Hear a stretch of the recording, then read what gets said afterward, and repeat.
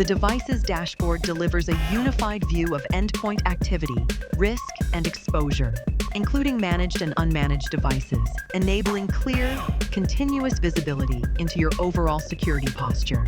This board shows a comprehensive view of all endpoints, with 25 active endpoints out of total 35. Clicking the number below active filters all 25 active endpoints.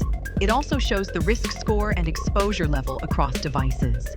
Drilling through on apps.earthblock.com by right-clicking opens the software board, revealing 3 installed packages.